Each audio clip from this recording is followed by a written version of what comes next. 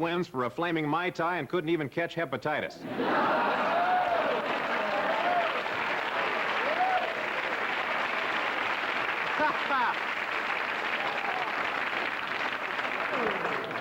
David Stern of Seattle reminds us that no Seattle Sonics were selected to play in the NBA All-Star game. I know. Did you read that? They're damn lucky they were selected to play in the NBA.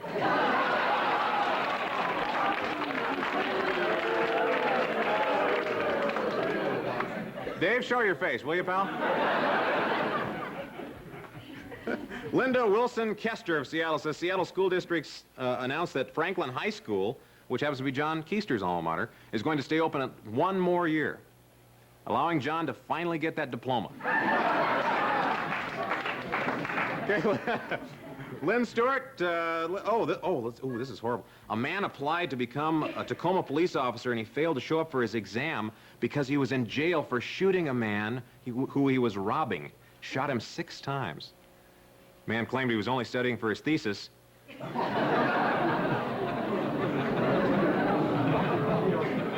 I'm sorry, Lynn. The one I came up with was that he was good at marksmanship, so that doesn't... Seattle narcotics detectives seized $11.6 million worth of illegal drugs in 1986. The party will end October 28th, 1997. So there you have it.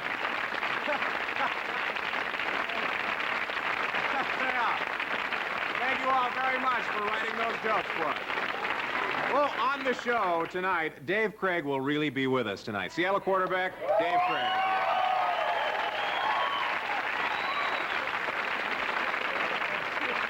Comedian Steve Smith is on the show tonight. I'm happy to present Steve. And super disc jockey Gary Lockwood is here. So please, stay with us. Almost Live. We'll be right back.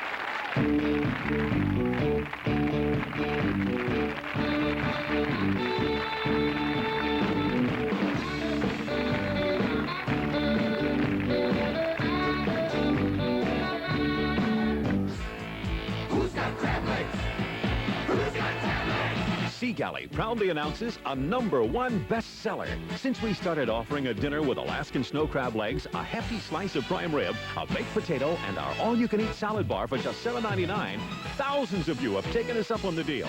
So by popular demand, we're going to keep on doing it.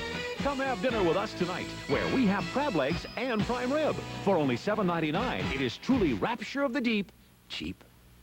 You know, Charlie, it took Albertsons Get a Lift Out of Coke promotion to show me how much I love skiing. But, Ty, it's the 4th time this week. But it's such a great deal. All we do is buy any of these Coca-Cola products at Albertsons. And we can get a coupon that lets us ski weekdays for only $9. I've created a monster.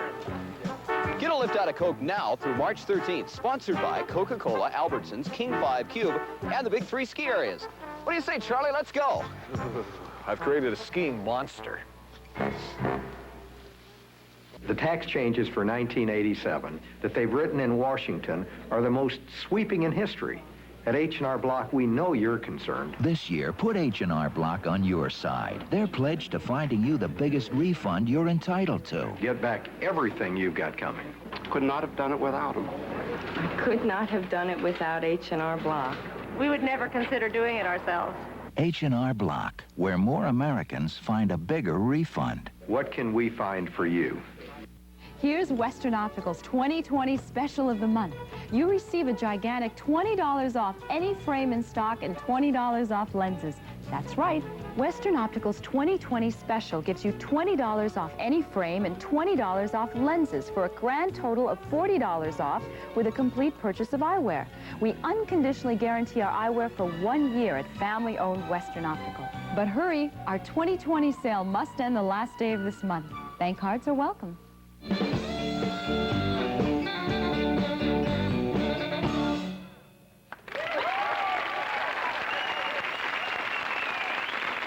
you, boys.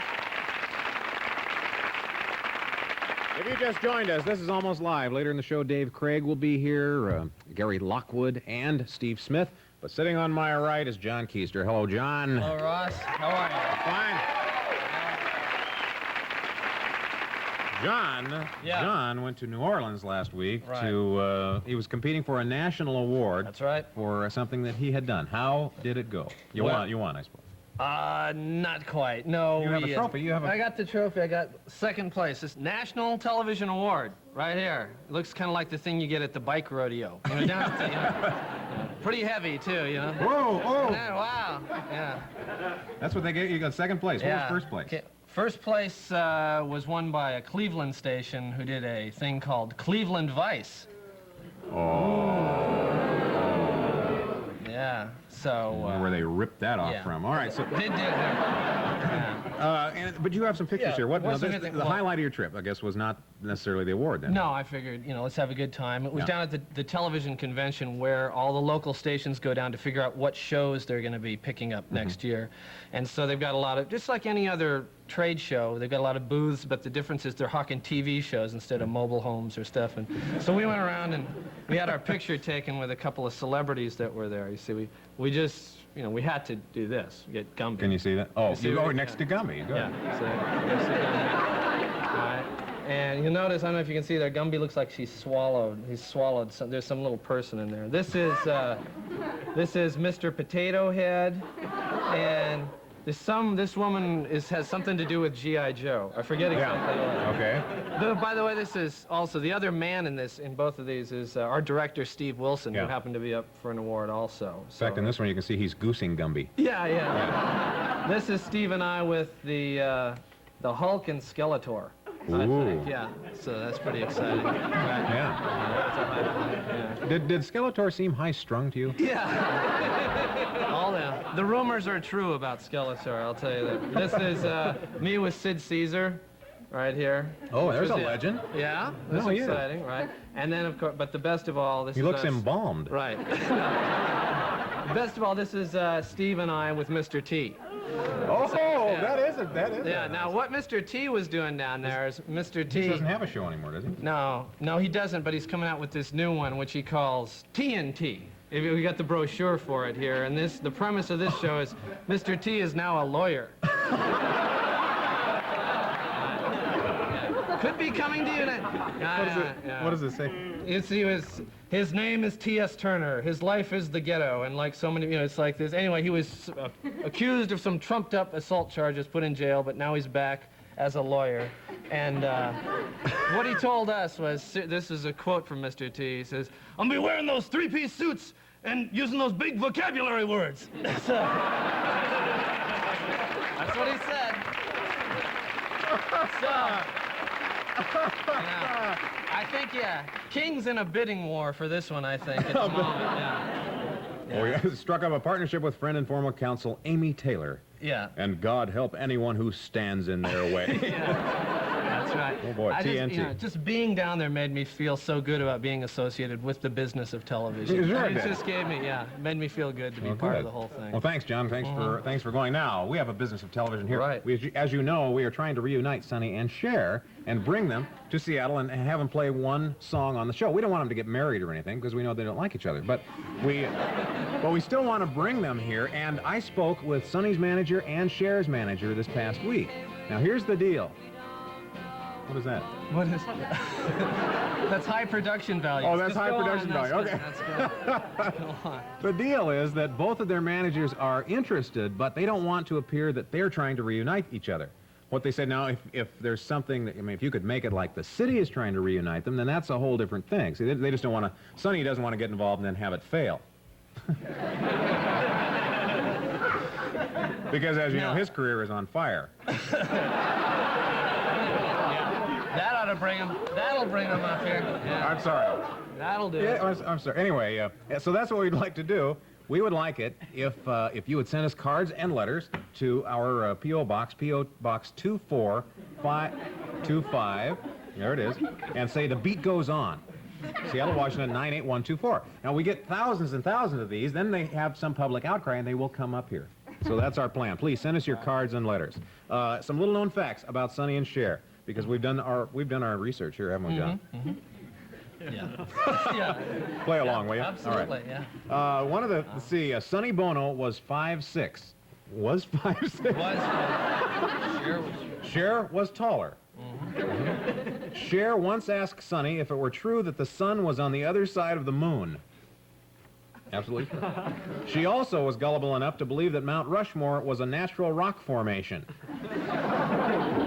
Yeah. We culled this from their biography. Yeah, I don't think we need to cull any further, do you? No. All right, so anyway, please send us your cards and letters, and we are getting radio support from all the disc jockeys in town. In fact, that's one of the reasons that Gary Lockwood is on our show. He's from KJR, and he's been rounding up some letters of his own. So please, help us out on this. We need your cards and letters. The beat goes on. And Almost Live will go on right after this short break.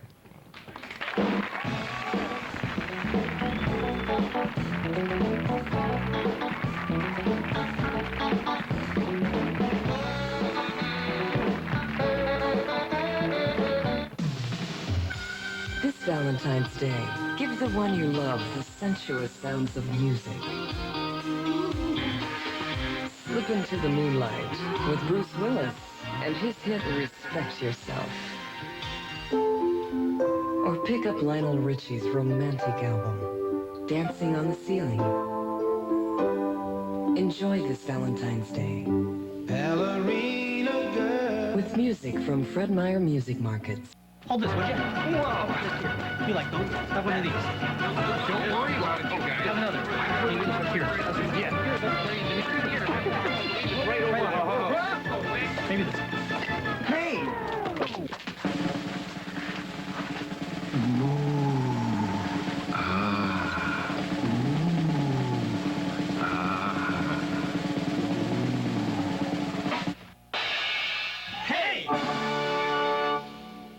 Yeah, you.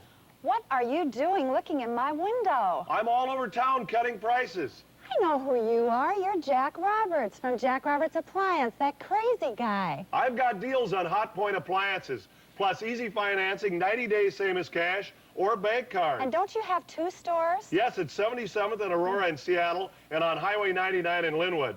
Hey, I'm hungry. What's for dinner? How about some pie? I won't be undersold. Wednesday night on King 5 Television, Gene Enerson hosts a special look at the face-to-face meeting of an ordinary American couple and a Soviet couple in Leningrad. A personal, not political glimpse into the realities of life in the Soviet Union, our mutual preconceptions, and our common hopes. Face-to-face, U.S.-USSR, Wednesday night at 8 on King 5 Television. Sponsored in part by McDonald's of Western Washington. It's a good time for the great taste of McDonald's.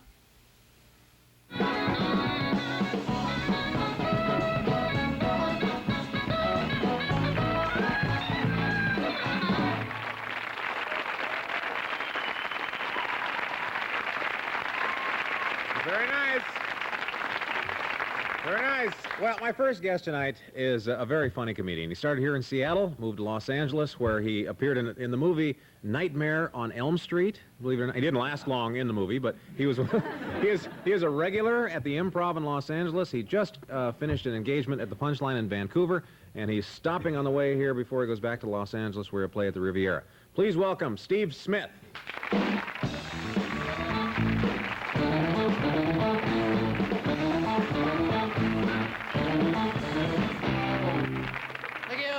How are ya? Okay. It's nice to be here. I just came back from the East Coast, so it's nice to be. Anybody from the East Coast? Well, I was just in Spokane, so it's not that far. Oh, actually, I flew in from Los Angeles. I hate flying. I'm scared to death of flying. Anybody else? No, don't talk. Are you? It scares the heck. It's getting really bad. I see Eagle snacks in stores now. I start to sweat. I mean, it's getting really bad. I took a commuter flight up here. You seen those little 6-seaters fly about 3 feet off the ground? Like, We're leaving Los Angeles. We're a half hour in the air, and we're not getting anywhere. I looked outside the plane. There's a 4-year-old with a string going, Bad day to fly. They say babies are very intelligent even when they're real small. So if I'm on a plane and we're in turbulence and a baby's crying, I'm running down the aisle grabbing the kid going, what do you know?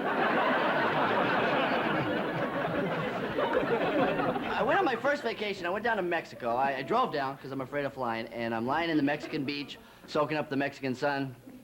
because I'm in Mexico. And there's Mexicans there. And they're doing this thing called parasailing. Have you seen that where the boat's in the water? They got the cord attached to you and a big parachute, right? They're taking people 400 feet in the air. I'm going, maybe this will help my fear of flying. Right, wrong. But what convinced me to go up is they took this lady up. And this lady was like... We called her Orca. They have two little Mexicans that help you on the side, and they strap Orca in. They get her all strapped in, and the boat starts going out, and the line's getting really, really taut. And the Mexicans are going, well, run, Orca, run. So she's running down the beach.